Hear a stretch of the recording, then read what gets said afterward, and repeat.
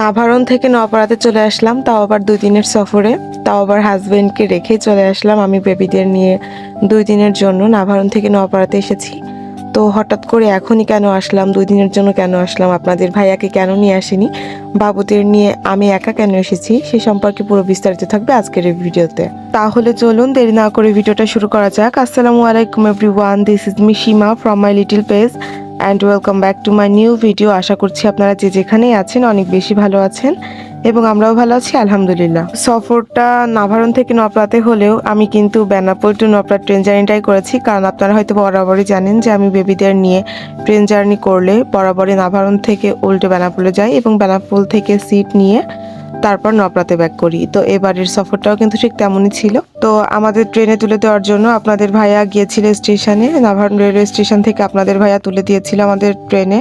তো তারপর আমরা চলে গিয়েছিলাম, আমি আমার বেবিদের নিয়ে চলে গিয়েছিলাম বেনাপোল রেলওয়ে স্টেশনে। সেখান থেকে সিট নিয়ে তারপর আমি বেনাপোল টু নওপাড়া জার্নিটা কভার করি। তো আপনাদের ভাইয়া এই যে যখন আমাদের নিয়ে নাভারণ স্টেশনে ছিল তখন আপনাদের ভাইয়ার সাথে আমি একটা ভিডিও করে নিয়েছিলাম, যেহেতু ট্রেন আসতে অন্য দিনের তুলনায় একটু লেট করছিল, 7-8 মিনিট লেট করছিল এবং আমরা 10 টাইমের আগে স্টেশনে পৌঁছে গিয়েছিলাম। তো সেখানে দাঁড়িয়ে কি আর করবো, ভিডিও নিচ্ছিলাম। এবং আপনাদের ভাইয়া ট্রেনে তুলে দেওয়ার পর আরশি জানালার পাশে বসেছিল অ্যান্ড আমি আরশকে নিয়ে যে একটা সিটে বসেছিলাম, সিটে বসে থাকাকালীন সময়ে এই ভিডিওগুলো করেছিলাম। এবং দেখতে দেখতে আমরা নাভারণ থেকে বেনাপোল রেলওয়ে স্টেশনে চলে এসেছিলাম মাত্র 10-15 মিনিটের মধ্যেই। এবং তারপরে এই যে বেনাপোল রেলওয়ে স্টেশনে এসে যেহেতু অনেকক্ষণ ওয়েট করা লাগে, যেহেতু ইঞ্জিন চেঞ্জ করতে হয় ট্রেনের, তো আমরা যে বগিতে বসেছিলাম সেই বগিতে বসেই এই ছোট্ট ভিডিওটা করে নিয়েছিলাম। এবং বেবিরাও ছিল আমার পাশে, বেবিরা ওদের মতো করে আর কি বসেছিল এবং আমি আমার মতো করে ছোট্ট ভিডিওটা করছিলাম। আমি ভাবছিলাম যে ভিডিও করে রাখি, হয়তো বা আপনাদের সাথে শেয়ার করতে পারবো।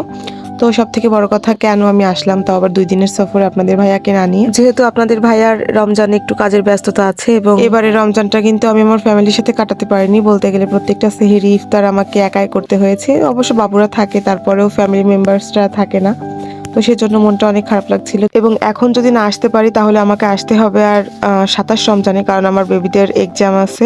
যেহেতু আরশার্সি কিন্ডার গার্ডেনে পড়ে প্রাইভেট স্কুল, তো এই রমজান মাস জুড়ে কিন্তু আরশার্সিকে ক্লাস করতে হচ্ছে এবং রমজান মাসে কিন্তু পরীক্ষা 20 রমজান থেকে 26 রমজান অব্দি একটা নদের পরীক্ষা চলবে। তো এর ভেতর যদি একবার বেবিদেরকে নিয়ে না ঘুরে আসি তো নিজের কাছে যেমন খারাপ লাগছিল আর বেবিরা খুবই জ্বালাতন করছিল যে আমরা নানুদের বাসায় যাব। সেজন্য হাতে 2 দিন টাইম নিয়ে আর কি বেবিদের নিয়ে ঘুরে গেলাম। দেখতে দেখতে আমার ছোট্ট জার্নিটা শেষ হলো অ্যান্ড আপনাদের সাথে এই যে ভিডিওর মাধ্যমে শেয়ার করলাম। তো এবার গেলে ইনশাল্লাহ আর নওপাড়াতে ব্যাক করতে করতে 27 রমজান। তো এই ছিল আমার আজকের ছোট্ট ভিডিও। দেখা হবে নেক্সট কোনো ভিডিওতে। ভালো থাকবেন সকলে, আল্লাহ হাফেজ সবাইকে।